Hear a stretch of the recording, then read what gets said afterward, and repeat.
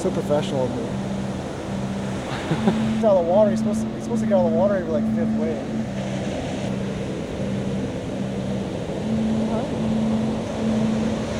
There we go. Little reverse.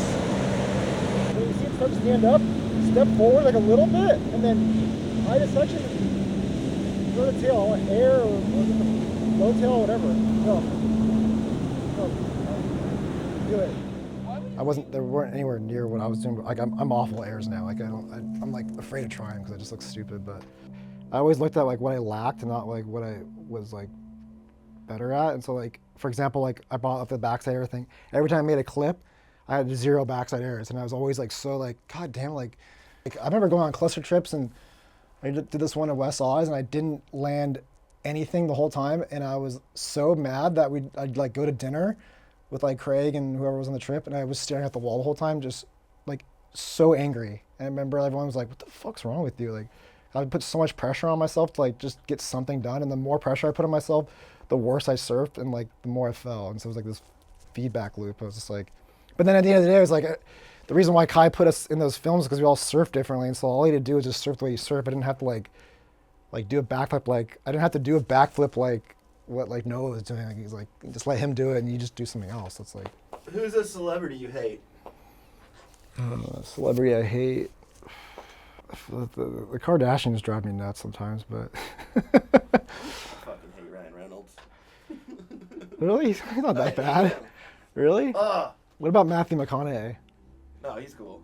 He seems really cool, right? Yeah. Jonah Hill is actually kind of cool. Like he was down on the beach, like vibing people out. Vibing people out? he's like, get out of here. When you see like guys get cut, does it make you like, yeah? Blood? I hate blood. No, no. Yeah, you know, I'd freak out. no, not like a physical cut. I couldn't even look at you when you got hit your head. No. Like get cut from their sponsors, like. Oh. I feel like it's not happening anymore. I was expecting it to happen like 2 years ago to most of my peers, but everyone seems to be like figuring it out. So I get kind of like, I get kind of like jealous. Like, John, just fail already. God damn it. Just come on. Hang it up. Nah, I don't know. Now that everyone I knew in the surf world doesn't work for the big brands, I don't care anymore. Like what I say, it's like I kind of back anyone that's starting fresh now, because I feel like it's a good time to do that. Like I keep hearing about like Rip Curl, Billabong, and Quicksilver. Like it just slowly is getting sold out, and like they're just not really doing anything like super surf oriented anymore. And I feel like there's like a reset going on in the surf industry, hopefully. So. I hope so too. I'm invested in this reset, the great reset. Well, I mean, like they're like the future of surf apparel is like Costco. There's no way. It's just a phase, hopefully. Well, I trip out on like when we were traveling and doing trips, like what youth days. There was like magazines. There was people that were producing films, and like it's just all. No, I was talking to one of the kids today at the beach. I'm like, dude, like.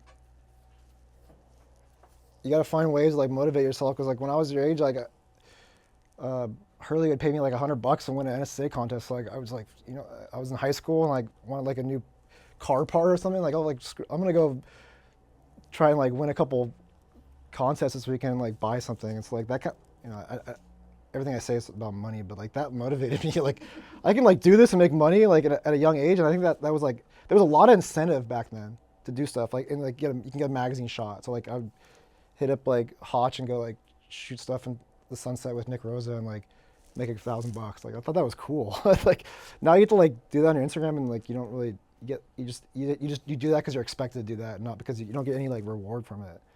Let's throw some product at the camera now. I also had this idea where it's like I thought it was a lot cooler and harder. For like example, like when like someone like Gabriel Medina or like Slater hits their peak, just to quit from there rather than riding out the trough the other side. So I was like had that in my mind. Like I'm not comparing myself to those guys at all. Like, but like I thought I had this weird like philosophical idea of like it's hard to get to where you are, but it's even harder to like just give it up. I feel like we're on like a podcast right now or something. I haven't done an interview in a while.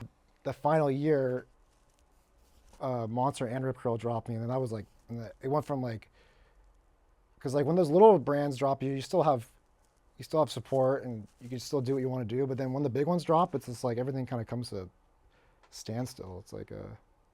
So then, where did you go to school, and what did you study, and how far did you get, and where are you at with that now? A friend of mine, Dillon Perillo, was in the kind of a similar boat. He's like, I'm done with surfing. I'm gonna sign up for SMC and go to community college at Santa Monica. And I was like, you know what, screw, I'm gonna do the same thing. Like I kind of just did it like on a whim. But at the same time, I've always thought about like, oh, I wonder what it was like to go back to like if I just didn't surf and went to school instead and like had that lifestyle. But and eventually, though, someone found out I used to surf at UCLA. The kid that worked at the journal in the journal class that worked for the newspaper, and he's like, hey man, can we like meet at the beach one day and like do a little article for the UCLA magazine? So I met them down at like Manhattan Beach, and they had like a bunch of kids shooting photos of me, and I was surfing by the pier, and I haven't surfed in a while, and I actually like I went out and I kind of like ripped. I felt like really good. And they posted the story, and it's like I don't think anyone saw it, but I thought that I felt really uncomfortable doing that because it's like it felt so out of place. Like, but I did like turn down like a lot of stab articles because I was always so worried about like looking stupid. They want to know about where you were at, or what did they want to Yeah, I know remember article-wise? What were they like? They wanted like ask me about like what I was doing, and I was like, it's like I could do an article and like be relevant for a day and kind of look stupid because they always try to like spin. I don't know, like nothing against stab, but it's like they want like, you know, they want people to be like, oh my god, like, and so I was like, I don't want to be in that sort of light. So it's cool that you've got into like doing all this, like trying to start like you're creating a bunch of stuff. I never. Profits. No, like, yeah. You can call them that. I didn't really like apply myself in any like way that was like like when I was surfing. I didn't like the things I did on my spare time weren't like something I could turn into like a business or a job or like so like. I feel for like because you do learn stuff traveling, being a surfer, but at the same time it's like you don't have like any like particular skills. It's just like if you want to like try to get a job somewhere, you need like particular skills with like you can like show on a resume or like prove that you've done. It's like so I feel like it is really challenging to like trying to figure out what you're gonna do after you've had like one of the best jobs in the world.